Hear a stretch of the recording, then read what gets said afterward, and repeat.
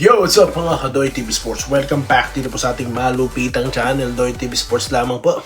Okay, ang ating po pag-uusapan ay ito, ang pagkapanalo po ng Barangay Ginebra. Of course, gusto po nating namnamin yan kung kayo fans ng Ginebra, okay? Pag-usapan po natin ang action ngayon na itong Converge, no? Ayan, yung mga kino-content sila lagi, kailan daw magpapalit na import, pati coach. Pag-usapan natin yan. And of course, ang inyong paboritong mga pa-shoutout. Pero bago po yan, salamat po sa ating mga makabagong subscribers dito. Konting push na lang po yan, no? Ilan na lang ba yan? 43 na lang po. 20k na po si Doy TV, no? Backhand naman, no? Pwede kayo mag-subscribe. Mag-follow na rin po sa Facebook. Kulang na lang tayo ng ilan. 400 para maging 10,000, no? Itong ating channel. Okay, hindi po bida-bida ang vlogger dito. Okay? Di tulad ng iba dyan. Ano ibig ko sabihin? Ito na. Simulan ko na. Okay. Ginebra, natalo po nila ang Converge. Di po ba? Converge, kulang po sila ng mga personnel. Ano po? Of course, pag unang nagharap ito, matapos po yung iconic, no? na, ano, gesture na ito ni Super Rookie Juan Gomez Deliano, no? Okay, wala siya. Tapos nandyan, wala din si Aranya, si Boy Araro, no? Ang lakas mang Araro sa ilalim nun eh. Di ba ba? Then, hindi pa po natin nakikitang naglalaro dyan or naglaro itong si Calvin Nueva, alright? Na minention po na ito ni Coach Delta Pineda, no? Sa kanya interview kanina right after the game. Okay. Sa Ginebra naman po, wala po si Japet Aguilar. Di po ba? Okay. Tapos si Jason David, wala din po. Okay. So, ngayon, naipanalo po nila. Ano po ba mga key highlights dyan? Of course, yung import po ng Ginebra, no? Yung pinapapalitan din po ng mga bida-bidang vlogger, no? Yung mga vlogger na wala namang alam, puro hangin. Di po ba? So, ayan. Natalo po nila itong Converge. Natalo po nila yung Macau. Di po ba? So, ngayon, yung susunod na assignment, pag-uusapan natin yan.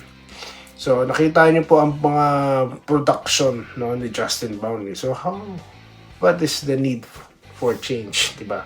So, pinatutunayan niya lang dito na no need. Di po ba? Okay. So, sa kabila naman po, Mikey Williams, ayun na po, lumalabas na po yung laro, no? Yung dating Mikey, mukhang nasisilayan na po natin. Kasi, tulad po ng lagi ko sinasabi rito sa Doy TV Sports, di ba? Ahayaan po natin siya, no, na ma-feel niya yung game, di po ba? Kailangan ng maraming oras dyan. Eh, hindi yung ipapasok ng ilang minuto, no? At i-expect na natin, lahat ng tikada niyan, pasok. Ano yan, si Kerry? Hindi po ganon. So, kailangan niya munang mag-gel up sa kanyang teammates, di po ba, sa sistema. Kasi, ano sila malakas na sila dati, tas nagdagdag ng mga players, nagpalit ng players, tas nga may import, di ba? So, ito na, dito na tayo sa mga pakialamerong mga vloggers, no? Na palitan daw ang import. Marunong pa kayo sa Converge, no? Oo, sabi ko nga sa ating reels, paulit-ulit na ako dyan, at sa ating mga contents right now, bago po magsimula itong conference na ito, na hindi na po ako nagugulat dahil expected ko na po dito sa Converge na ganyan po mangyayari, no? Masusurprise ako, no? Or siguro, okay, kung maganda po ang pasimulaan nila, ano, kung sila ang number 1 sa standings. Pero yung pinagdadaanan po nila, hindi po talaga ako na nagulat siya. Expect. Sa tagal ko na pong nanonood ng basketball, no? Yung iba naman po kasing vlogger, iba dyan, di naman original na nagbablog ng basketball eh. As in talagang, wala, hindi talaga nila alam, no? Kaya sila po yung nag-ahasik, no, ng mga kuro-kuro, mga maling komentary about basketball. Okay, kaya mag-iingat po kayo dyan. Okay? So, yan po ang nangyari sa Ginebra. Hindi lamang po sila as high as 10 ng Converge. Pero dahil po sa katuwang ni Justin na si Abarientos, di po ba, 32 points na lagi ko rin sinasabi dito, let him start the game, di po ba? Because he can control the game, no? Kaya niya pong mag-take charge at kaya niyang tumulong. At yan po yung nangyari dyan. May nakita po kanina ring vlogger, sa ring walang muang sa basketball, no? Pagkakataon na raw po ni Steele na na mag-rookie of the year. Ay nako. Para po bang buong conference na di maglalaro si Deliano, ano, makakabalbalan po, no? At alam niyo po na nakakatuwa, ang daming nag-like. So, ganyan na po ba ang mindset sa atin? Ewan ko lang, no?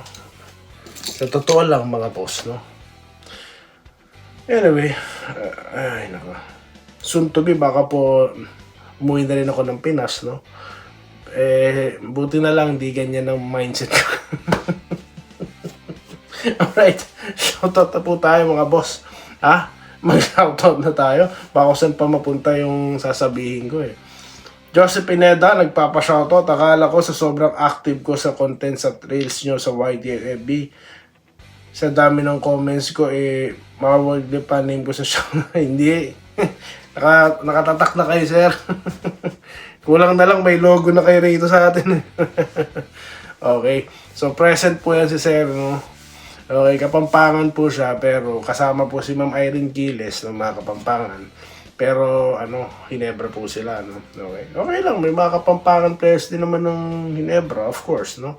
Si David, si Aguilar, si Holt, di ba? Nako, si Holt.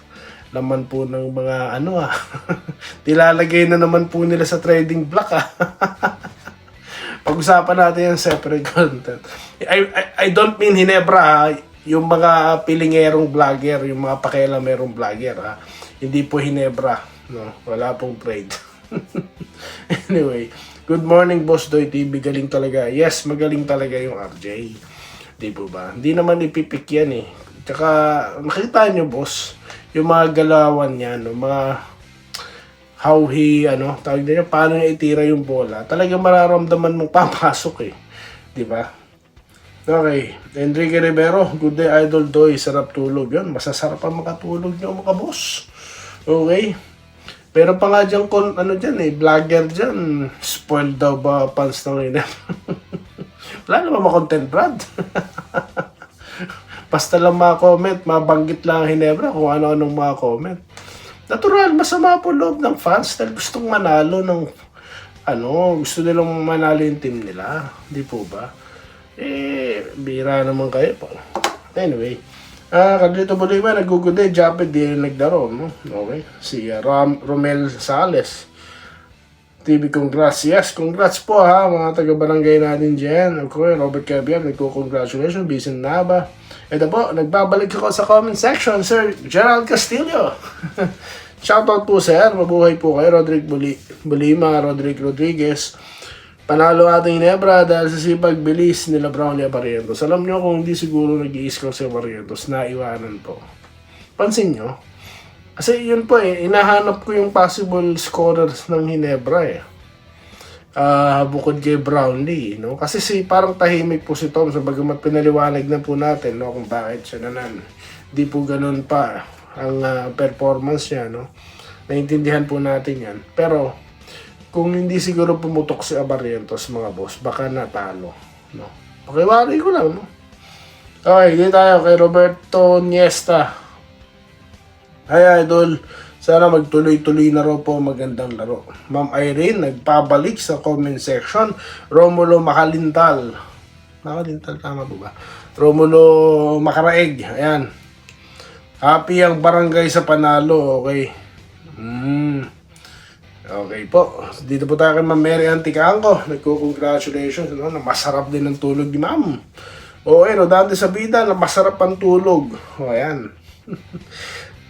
Gillian Katukod, nagko-congrats. Okay.